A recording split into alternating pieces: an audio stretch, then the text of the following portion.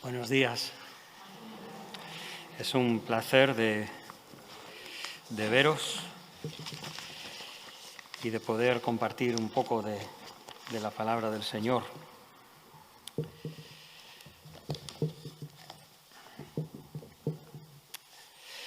Pues pedimos al Señor que nos ayude para escuchar su voz. Dice el apóstol Pablo, 1 de Tesalonicenses 2:1. Hermanos, vosotros mismos sabéis que nuestra visita a vosotros, y hay una frase aquí un poco difícil de traducir, porque se traduce como no resultó vana, otras traducciones dicen no fue en vano, pero bueno, y todas tienen razones, que es una frase un tanto peculiar, pero lo que intenta expresar el apóstol es que no fue algo vacío. Me gustaría considerar una amenaza que tenemos, y la Escritura nos habla de ello, y es una amenaza que sobrepasa la persecución de nuestros enemigos. Es triste ver cómo en el siglo XVI casi podríamos decir que la Inquisición ahogó la obra del Señor en este país. Es triste, pero casi tenemos que reconocerlo, que a base de las hogueras de los autos de fe, a base de la presión de la Inquisición en las fronteras, no solamente en el mismo siglo XVI, sino XVII, XVIII, cuando personas del norte de Europa venían a vivir aquí, a nuestra península, y eran hostigadas y forzadas a abjurar de la fe que traían del norte de Europa. Pero la amenaza que leemos y que vamos a meditar en esta mañana es peor que eso. Dijo Tertuliano, finales del siglo II, principios del III, que la sangre de la Iglesia era la simiente, la sangre de los mártires es la simiente de la Iglesia, porque aún en los momentos más difíciles y crueles, el Señor se mostraba a través de corazones fieles a la palabra. El enemigo que consideramos es más amenazador que las dificultades que podemos encontrar en el desarrollo de una campaña o un discipulado. Es mucho peor que las debilidades que podamos sentir cuando servimos al Señor. La palabra dice que cuando somos débiles, entonces somos fuertes. Pero hay un enemigo que es peor que todo eso. Y es cuando el servicio al Señor o lo que hacemos, que pretende ser vinculado con nuestro Dios, resulta vacío, superficial, fútil, insustancial, trivial, baladí, nimio, anodino, inútil, nulo, ineficaz, estéril, inoperante, infecundo, yermo, en resumen, que no vale para nada. ¿Qué podría degradar más la gran comisión sino la vanidad? No se trata del número de convertidos. Noé no tuvo ningún convertido, pero su labor no fue vana, no fue vacía, no fue un ejercicio exterior, una fachada sin contenido, sino que Dios estaba detrás de Noé. ¿Qué podría desprestigiar más el Evangelio sino la vanidad? Porque el propio Evangelio, dice la Escritura, que es poder de Dios para salvación. Y si resulta que solo son palabras, lo hemos perdido todo. ¿Qué podría ser más descorazonador para el servicio cristiano que hacer algo que estuviese vacío? Y otra vez, no estamos hablando de, digamos, una tragedia que podría ser infructuoso, Dice la palabra del Señor, Juan capítulo 15, que en esto es glorificado el Padre, que vayamos y llevemos mucho fruto y nuestro fruto permanezca. Pero bueno, aún dice, por ejemplo, el apóstol Pablo, 1 Corintios 15, 14, dice, si Cristo nos resucitó, vana es nuestra predicación y vana nuestra fe. Cuando dice vana nuestra fe, es una palabra griega que significa inefectiva, o sea, sin fruto, sin ninguna consecuencia. Pero la predicación, si el Señor Jesucristo no resucitó, es vacía, está hueca. Es solamente unas palabras bonitas, pero no tienen nada dentro. ¡Qué catástrofe! Un ejemplo tenemos en la religión de los fariseos y los saduceos, desenmascarada por el Señor Jesucristo como una religión vana, tradiciones de hombres que no servían para nada. Ni la supuesta santidad de los fariseos, ni la estudiada sabiduría de los saduceos, ni la influencia poderosa de los herodianos, ni siquiera la dignidad de los altos cargos del templo, nada pudo esconder la vanidad de su religión cuando el Señor Jesucristo abría su boca. Todos estos grupos habían transformado la adoración revelada del Antiguo Testamento. O sea, ellos tenían en teoría buen fundamento, pero lo habían desvirtuado y se había vuelto hueca, vana, vacía. Y cuando el Señor Jesucristo les habla y les dice cosas tan sencillas como bienaventurados los pobres, porque de ellos es el reino de los cielos. Bienaventurados los mansos de corazón, porque ellos heredarán la tierra. Palabras tan sencillas. La gente se maravillaba de su enseñanza, porque enseñaba, dice la Escritura, con autoridad y no como los escribas. El Señor Jesús no citaba, porque como dice tal filósofo y tal no sé qué, y el erudito de cuándo, porque como dice nuestra tradición. No, el Señor hablaba a raíz del Antiguo Testamento con el poder y la autoridad de ser el Hijo de Dios. Y sus palabras no caían en tierra, no eran huecas. Sería posible que, así como los fariseos y saduceos neutralizaron, vaciaron la realidad, la verdad, el poder del Antiguo Testamento, podría ser que la Iglesia o alguna iglesia local transformara el Evangelio en algo hueco. Las amenazas no faltaron en la Iglesia primitiva. Y no hablamos de amenazas externas como la persecución de Pablo. Hablamos, por ejemplo, de Ananías y Safira. ¿Qué amenaza?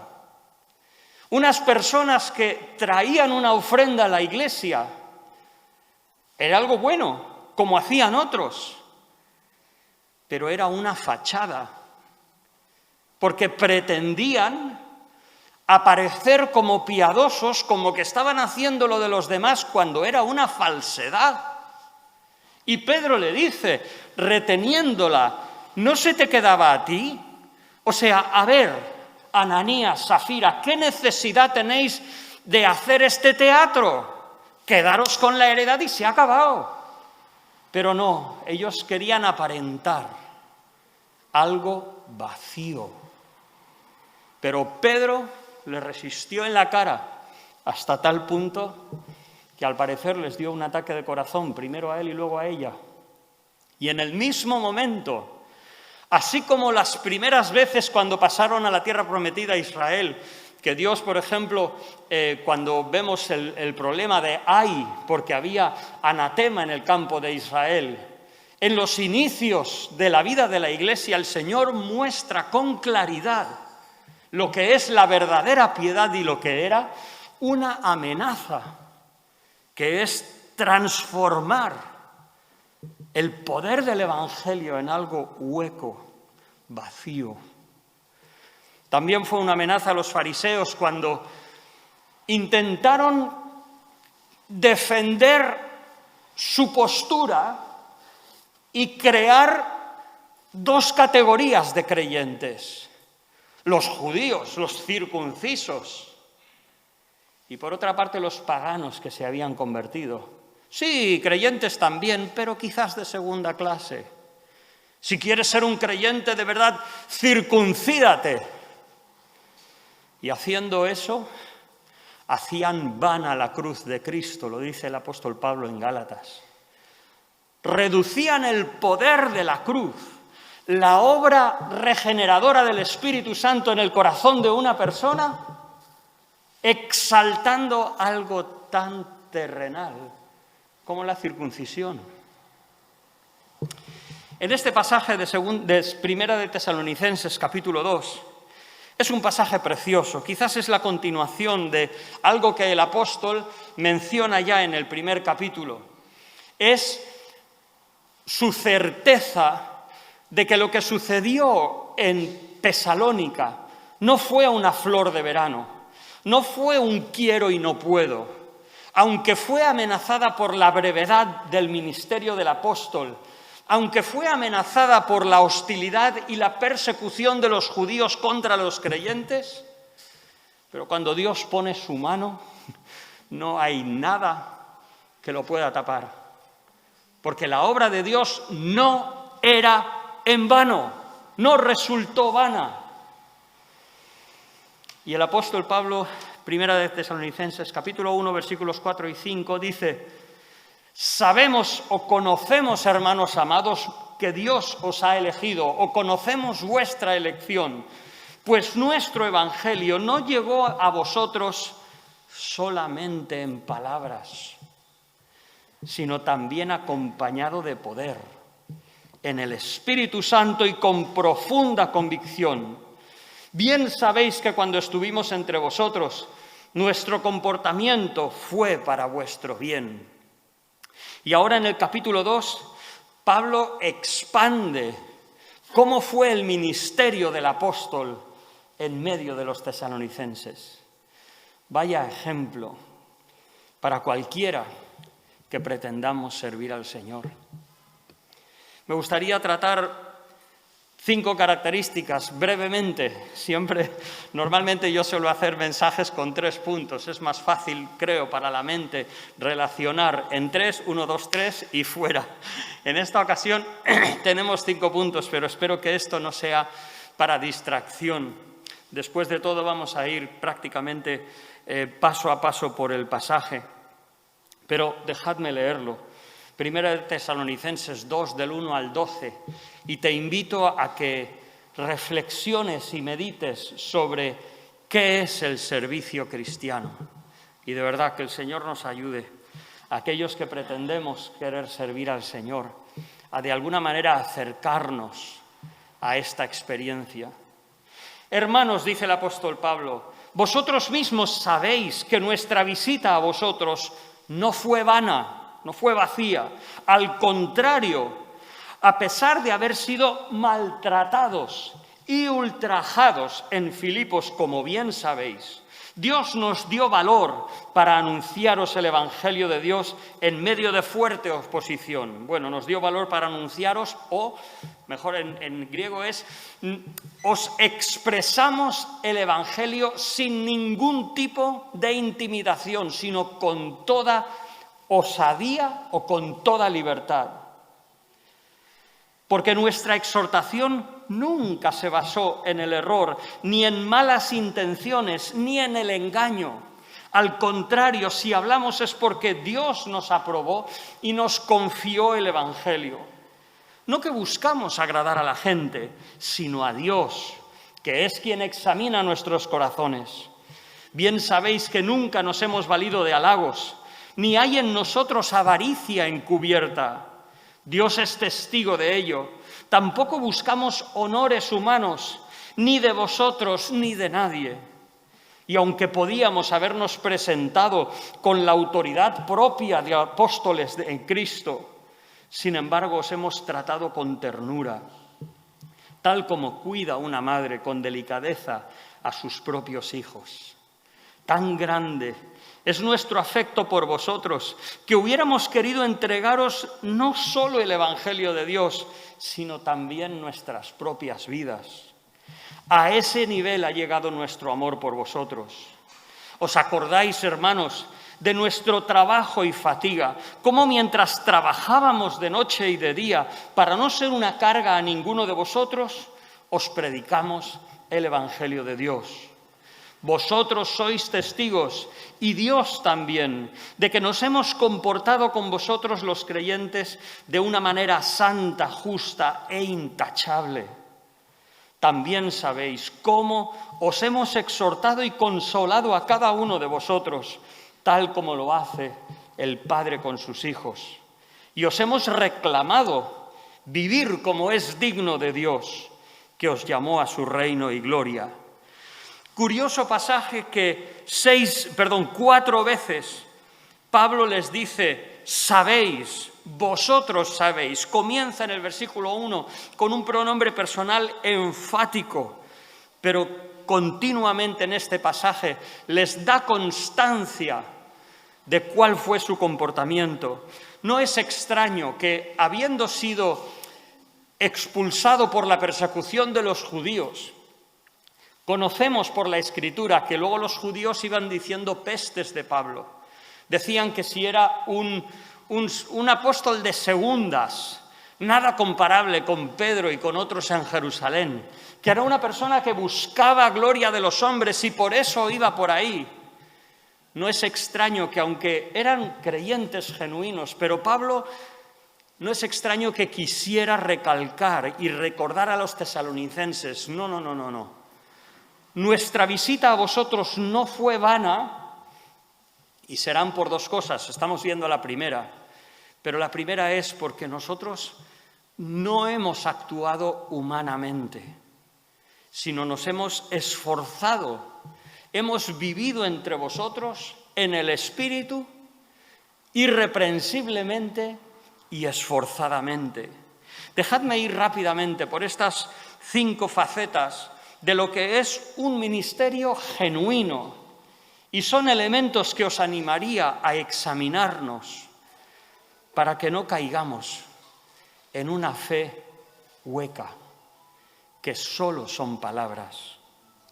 En primer lugar, denuedo ante la oposición. Es evidente que surgió la oposición y Pablo y sus colaboradores, ¿qué hicieron ante la hostilidad, ante los enemigos? Ellos siguieron predicando. O sea, fijaos que no fue que Pablo predicó, se convirtieron y como fruto, pues entonces luego vino la persecución. No, todo sucedió en un mismo momento.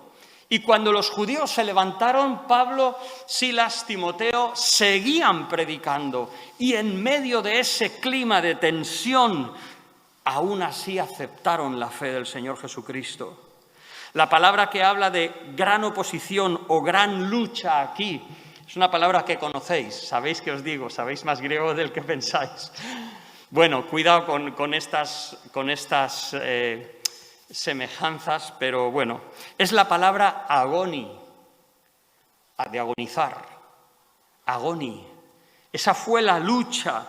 Es una palabra referida normalmente a los Juegos, lo que hoy diríamos los Juegos Olímpicos. Se utilizaba para hablar del recorrido de la carrera, de la competición, de la lucha, el combate, el esfuerzo por la victoria.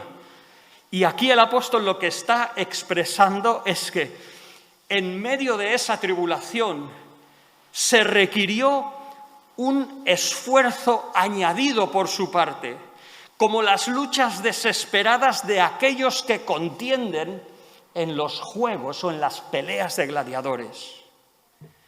Hermano, ¿cómo sirves al Señor? ¿Con este esfuerzo? ¡Buah! Que el Señor nos dé algo de eso. Dice, fuimos al principio, vosotros sabéis cómo fuimos maltratados y ultrajados. Este ultrajados podríamos traducir como tratados con insolencia. Mucho más allá que el sufrimiento corporal, era la indignidad con la que trataron a Pablo siendo un un ciudadano romano. De hecho, ¿os acordáis que cuando vinieron los magistrados para liberar a Pablo y a Silas, qué dijeron los apóstoles? O sea, Pablo, dijeron, no os es lícito, soy ciudadano romano. Y entonces, tuvieron miedo porque el procedimiento que habían hecho es que los habían tratado como si fueran meros esclavos, mera chusma. Fueron ultrajados. Pero aún dice que os hablamos con libertad. Usamos atrevidamente de libertad en nuestro Dios. El insulto en Filipos no le cerró la boca a Pablo, sino que todo lo contrario, se fortaleció en Dios. No fue un fanaticismo, no fue que se volvió fanático de forma irrazonable, sino simplemente determinó con confianza y valentía hablar del Señor como si nada de eso hubiera pasado. Tuvieron denuedo en Dios, precisamente en aquello que eran hostigados. Qué importante que nosotros podamos hablar con asertividad, ni con reacción, ni con enemistad, ni con defendiéndonos a nosotros mismos, sino simplemente manteniendo nuestra mira clara, nuestra perspectiva en el mensaje del Evangelio y dejando que Dios obre. Primero, denuedo en medio de la tribulación. Segundo, integridad en el servicio, versículos 3 al 5. 3 muestras de integridad refleja el apóstol Pablo. En primer lugar, algo que era, digamos, pasivo. Dice que su mensaje no procedía de error. Ellos no habían creído una mentira, sino que habían creído la verdad de Dios. Su fe estaba arraigada en la revelación de Dios mostrada en el Antiguo Testamento y en la vida de Cristo poderosamente manifestada por su vida, su muerte y sobre todo su resurrección y ascensión, y su mensaje era verdadero. Pero además de eso, su motivación no era impura. No buscaban segundos intereses, sino que era limpio. Las religiones de entonces en el mundo griego a menudo estaban mezcladas con sensualidad, con prostitución religiosa, pero Pablo no tenía nada de esos propósitos. Y su método, primero, su mensaje no venía de error, sino que era la verdad. Segundo, su motivación no era impura, sino limpia. Y tercero, su método no era un truco. Como dice 2 de Corintios, capítulo 4, los primeros versículos, dice, nosotros renunciamos a lo oculto y vergonzoso, no andando con astucia ni adulterando la palabra de Dios, sino recomendándonos a toda conciencia humana delante de Dios. Nosotros no tenemos que engañar a nadie, no tenemos que esconder nada de las personas para que no se asusten.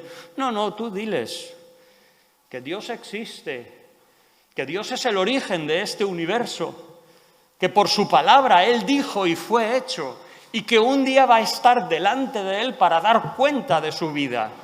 Díselo con toda tranquilidad, no hay problema. O sea, no buscamos, no le digas esto porque no vaya a ser que, si es la verdad, si es el Evangelio, adelante, no pasa nada. No depende de nuestra manipulación que alguien se acerque al Señor.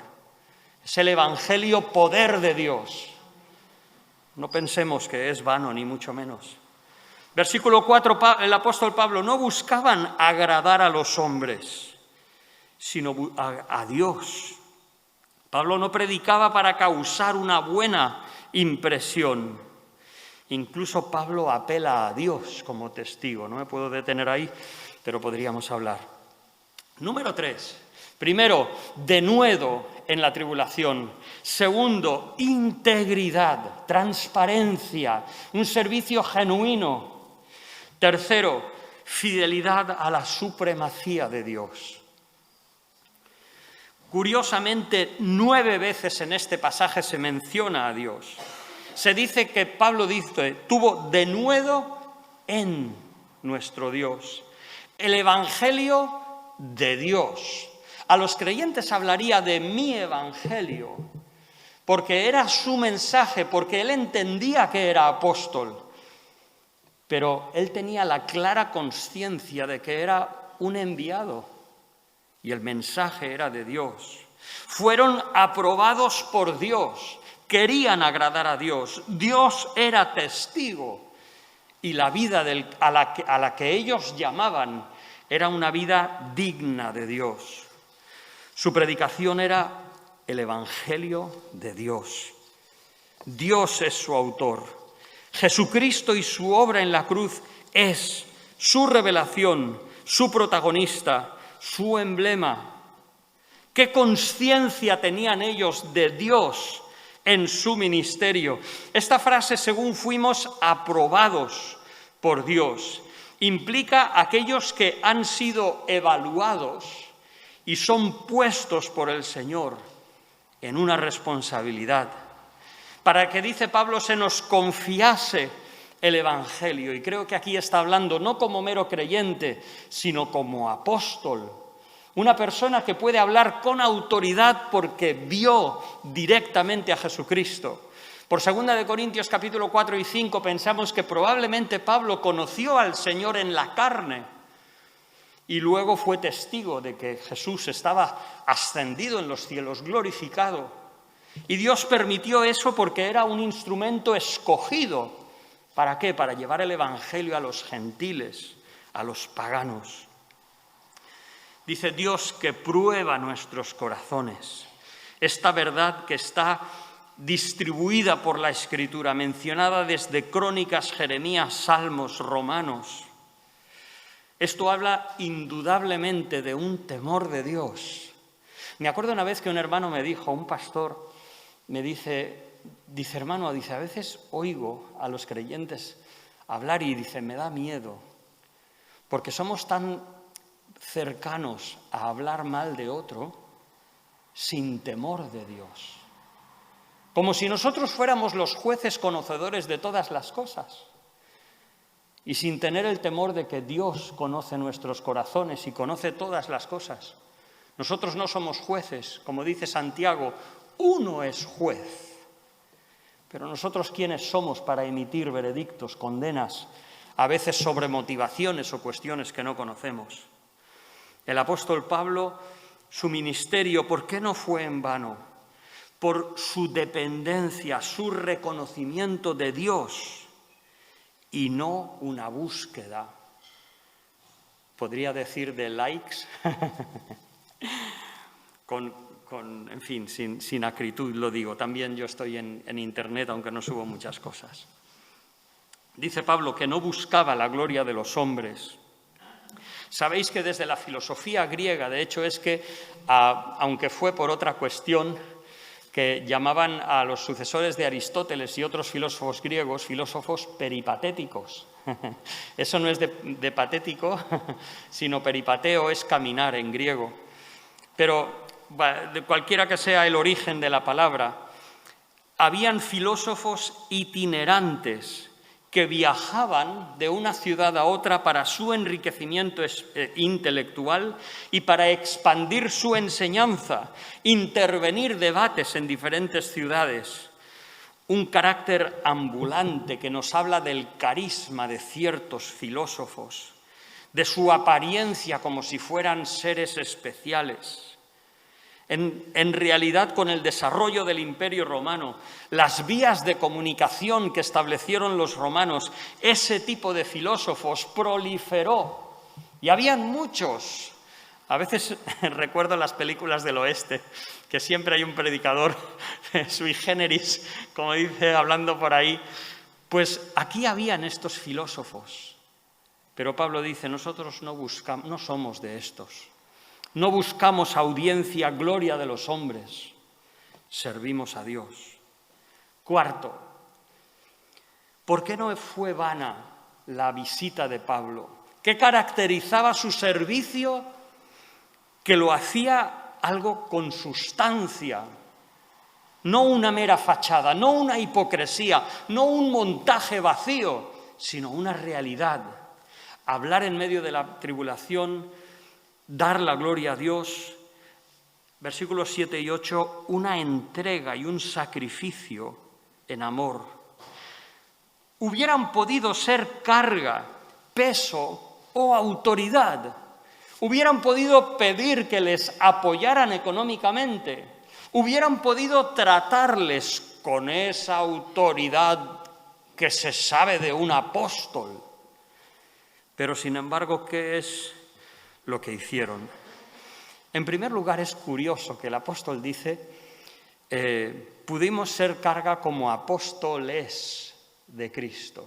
¿Cuántos apóstoles había? Uno. Porque Timoteo y Silas no eran apóstoles. Pero es la forma que tiene Pablo de usar a veces, el hablar del plural, ¿para qué?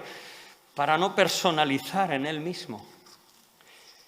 Pero además de eso, lo que vemos es que ellos no querían ni una carga económica, ni tampoco, como entre otros Calvino en sus comentarios habla, no quería gobernarlos de una manera exigiendo obediencia, sino que simplemente se restringen a sí mismos de cualquier dignidad y se hacen del mismo nivel con las personas a quienes les hablan. Qué bonito, ¿no? Qué bonito. Bueno, no me puedo extender. No, simplemente iba a decir que hace poco conocí a una persona que de verdad me dejó con la boca abierta. Porque claro, cuando me invitan a predicar, normalmente soy yo el que hablo, ¿no? Claro, vas a un sitio, te preguntan, te dicen, y tú predicas y hablas. Y había un querido hermano que yo pensaba, digo, mira, qué hermano más majo, más... Pues últimamente le oí hablar y pensé, wow. O sea, todo venía de un corazón humilde, sencillo, sin pretensiones. Digo, wow, Señor, dame ese corazón. Pablo no quiso presentarse como un apóstol, sino que fue entre ellos como la nodriza que cuida con ternura a sus propios hijos. Como una madre que no se preocupa de su dignidad, de su importancia o su reconocimiento, sino de lo que se preocupa es de las necesidades de su bebé, de que su bebé esté bien alimentado, bien cuidado. Incluso estas palabras que usa, cuidar, tiene dos sentidos. El sentido de alimento, pero también se usa para el sentido del calor. Qué bonito, ¿no? Personas que sirven a otros buscando que tengan suficiente comida y que estén calentitos. En el amor de un hombre fiel y valeroso, de una persona que algunos comentaron, 2 de Corintios, como un hombre tosco y en la presencia débil. Pero Pablo vemos una ternura maternal que extiende los brazos protectores que él mismo recibió cuando estuvo en el regazo de su madre, en este caso de su Señor. De la misma manera y con el mismo amor con que Pablo fue tratado, así trataba a los que Pablo servía.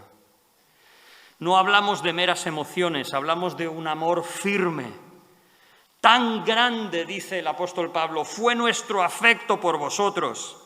Es curioso, esta expresión se encuentra en una inscripción sepulcral, en una lápida en Licaonia, IV siglo después de Cristo, acerca de unos padres que han perdido a su hijo y hablan de ese amor tan grande por ese hijo que extrañan. Tan grande fue el amor por vosotros que hubiéramos querido entregaros no solo el Evangelio de Dios, sino también nuestras propias vidas, porque habéis llegado a sernos muy queridos. Si el Evangelio suponía un coste caro por el esfuerzo de viajar, por la oposición que se levantaba, por todo eso, aún Pablo, Silas, Timoteo estaban dispuestos a dar esa frase que no tiene límites, sus propias vidas. ¡Fua! Que el Señor nos dé un poco, una gota, Señor, de esa entrega. El esfuerzo, trabajo y fatiga, sacrificio de trabajar de día y de noche por no ser gravosos. Un libro habla de cómo Pablo quizás comenzaba el día suficientemente temprano para luego poder dedicar tiempo a predicar el Evangelio. O si trabajaba y no se había levantado temprano, dedicaba luego suficientemente después para esforzarse de la noche, para bien o trabajar, o bien compartir el Evangelio en esa época. En toda su labor misionera, curiosamente, Pablo quiso mantener esa independencia de no ser una carga económica para nadie que sirviera.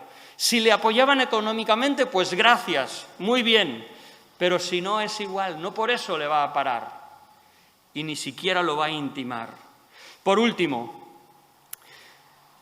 un ministerio que no fue vano, no es vacío, no solamente tiene que ver con el denuedo de hablar la palabra de Dios, no solamente la integridad de motivaciones correctas, no solamente el esfuerzo, la entrega, no solo reconocer a Dios, sino en quinto lugar, hay una verdad y hay una exhortación también. Los apóstoles, en primer lugar, vivieron santa, justa e irreprensiblemente. Fíjate, santa, hablando de su devoción a Dios. La devoción no es un enemigo del Evangelio. Me preocupa profundamente cuando, según qué esfuerzos, hablan de el Evangelio sin religión, una iglesia sin religión, Jesucristo sin religión. ¿De qué estamos hablando? ¿Hablamos de que no hace falta orar? ¿Hablamos de que es la vida y ya está? No estoy seguro. Creo que no. Que la primera muestra, según Romanos capítulo 1, de cierta inclinación o cierta apertura hacia Dios es reverencia. Y es el primer escalón a una degradación. Santa, justa en su trato con las personas. Que vuestro sí sea sí, vuestro no sea no. E irreprensible.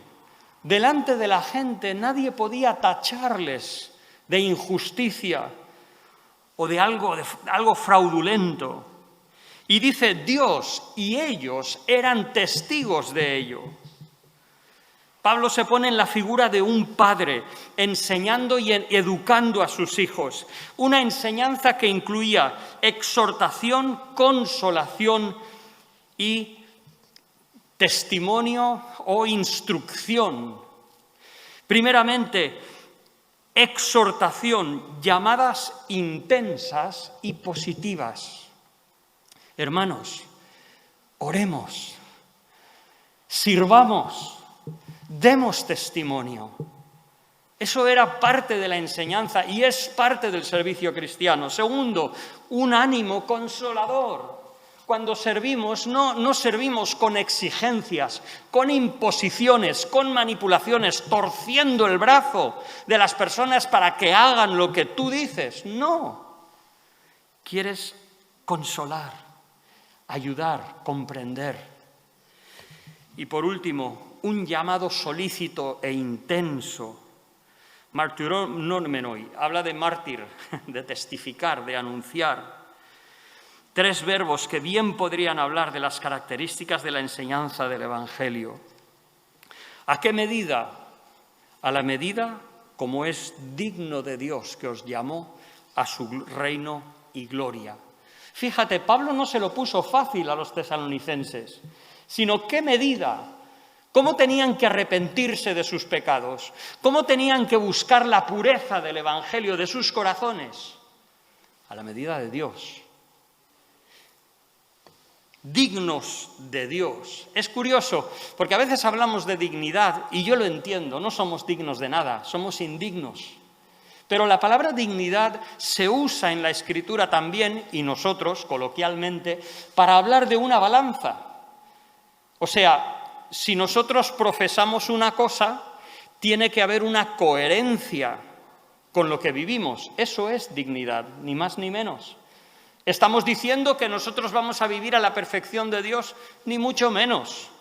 Pero en la medida que es lógico, que es comprensible como seres humanos, vivimos equivalentes o de una manera coherente con la persona y el trato de Dios. En conclusión, hermanos, huyamos de un evangelio que solo son palabras. No queramos orar, como dice el Señor, como los gentiles que piensan que por su palabrería van a ser oídos. ¿De qué les servía a los fariseos ponerse en las esquinas de las calles para ser vistos de los hombres si su oración caía al suelo? Y no servía para nada. Huyamos de una vida vacía. Ni lo grande, ni los números, ni el reconocimiento de los demás son indicadores de un ministerio consistente. Los indicadores de si lo que hacemos tiene sustancia es si viene de Dios, si es conforme a Dios, si es limpiamente ejercido, si es realizado con un amor intenso y práctico hacia quienes servimos. Si eso es así, no importa si es un ministerio grande, pequeño, no importa si hay mucha gente, poca, su fruto lo veremos en la eternidad. Dice 1 Corintios 15:58, Pablo dice a los corintios, vuestro trabajo en el Señor no es en vano. Es importante a veces también, en conclusión, vivir nuestras actitudes y deseos en el Señor. No solamente pienses que el servicio al Señor es entregado, vive de tal manera que los demás lo vean, que puedas escribir como Pablo 4 veces, sabéis, vosotros sabéis, lo habéis visto, lo hemos vivido delante de vosotros. No porque busquemos reconocimiento, pero es que esa es nuestra vida. Otra vez que el Señor nos dé un poquito de eso. Un ministerio auténtico, por último, no es un ministerio solamente limpio, sino plenamente práctico. El ministerio no es solamente charlas, estudios, es vida, es vida. Es trabajar con esfuerzo para servir a otros. Es entregarse por el beneficio de aquellos a quienes sirves. Que el Señor nos ayude.